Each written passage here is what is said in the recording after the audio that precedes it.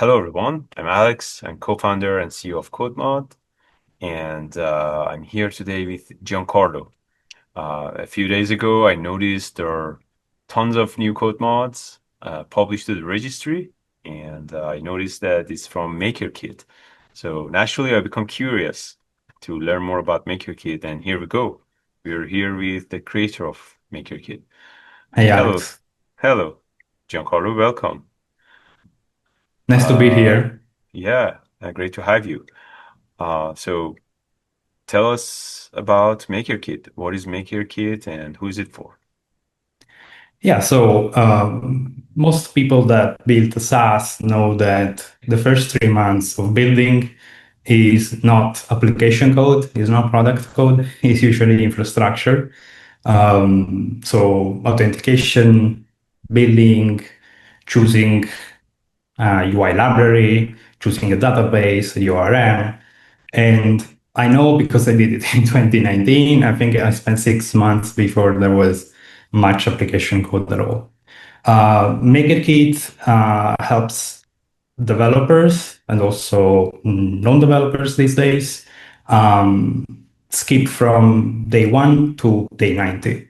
So we provide a SaaS starter kit. In other words, it's just a GitHub repository, a code base that has all the infrastructure required already in place, built for you, so that you start writing application code from day one, all of That's it. really cool. I can totally resonate with the pain. I know that building a Yeah. company, there you need a suite of tools and products.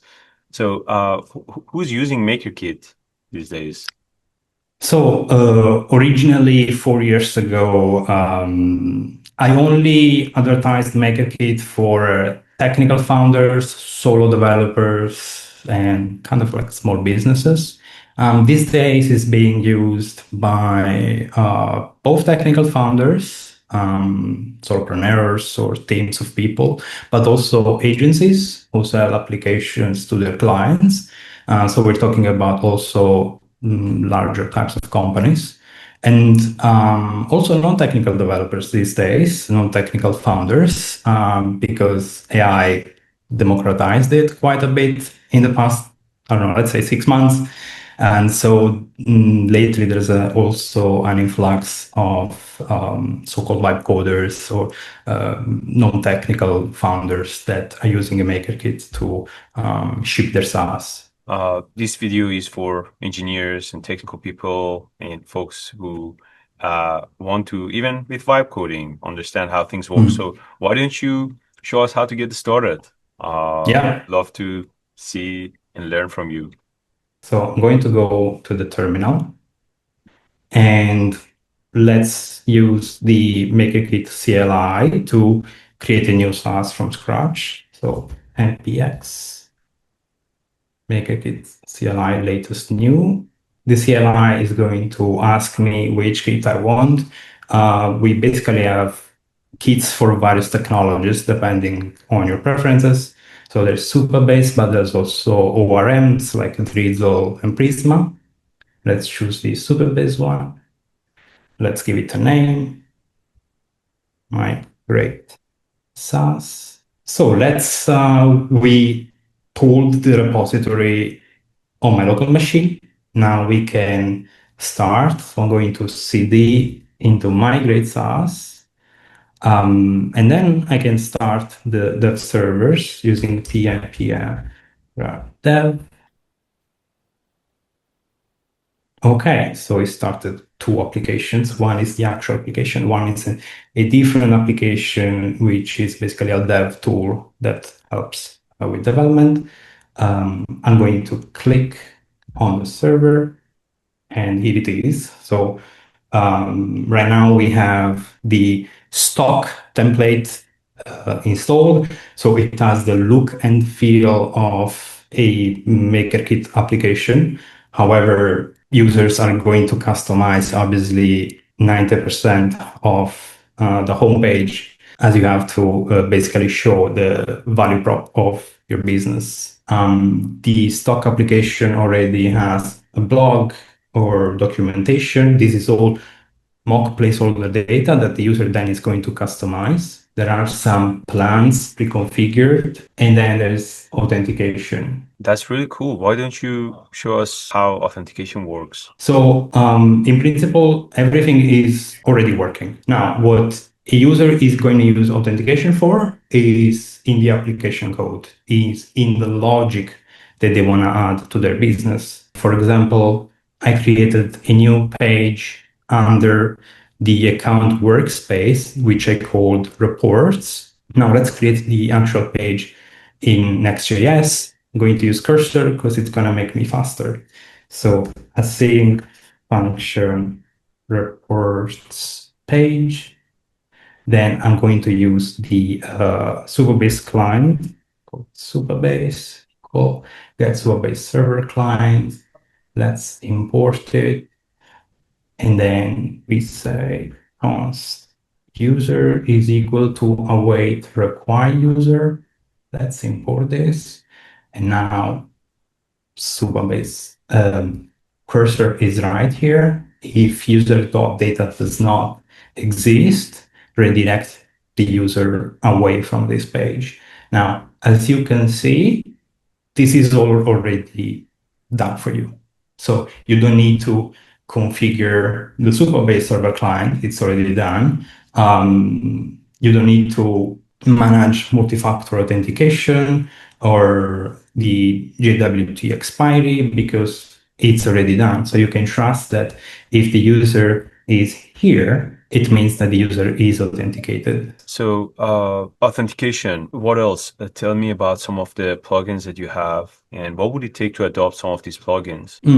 So because Makerkit is a very modular kit, we designed it in this way because, for example, a user may want to use um, Google Analytics as their analytics provider. Some of the user wants to use Postdog or others. um, we create an abstraction. And based on this abstraction, we create plugins that the user can pull from our plugin registry.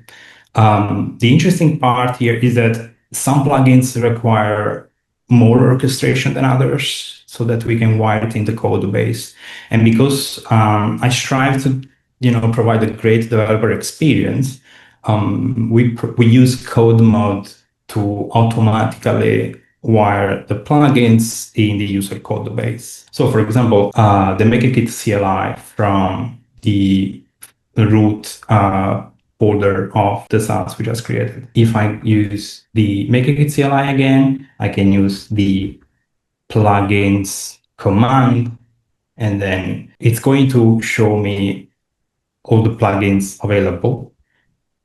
These are all So, the commands so possible. some of the plugins are core. When I scaffold the project, it comes with it, and some of them I can add later. Mm, Or how does that work? uh, no. Every plugin is optional.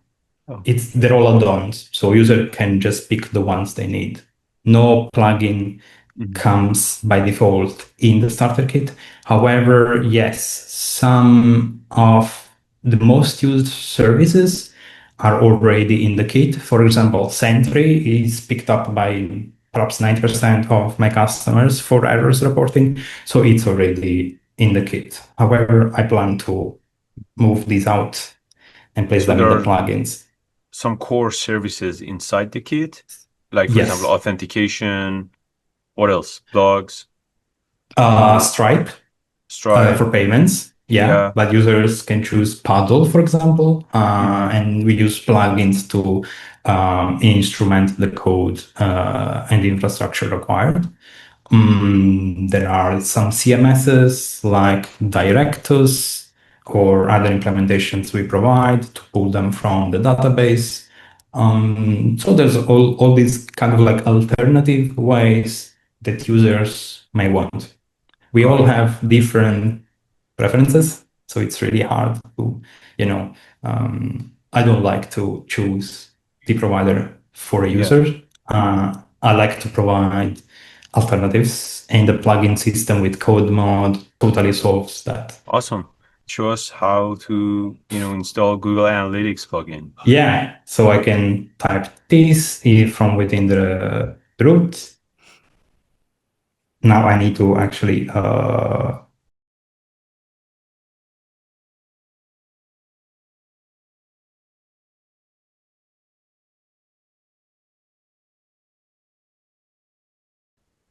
so the workflow also runs the type checker, the linter, and the formatter just to make sure that the the state of the code base is still healthy after the code mod runs. Oh, nice. So you have a multi-step workflow?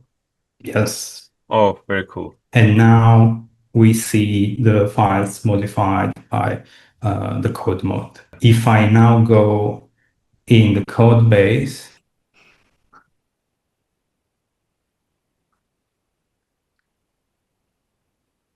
we can see that we added a new folder called Google Analytics. And this one was pulled from the registry, and we automatically instrumented the internals of the starter kit to use the Google Analytics plugin.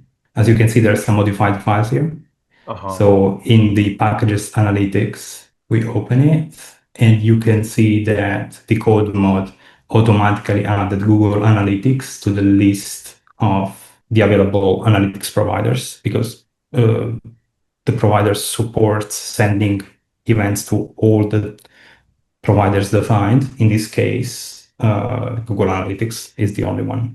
Giancarlo, thank you so much for your time. Thank you, It Alex. was it was great having you today, and have a wonderful rest of the day. Thank you. Thank you. Thank you.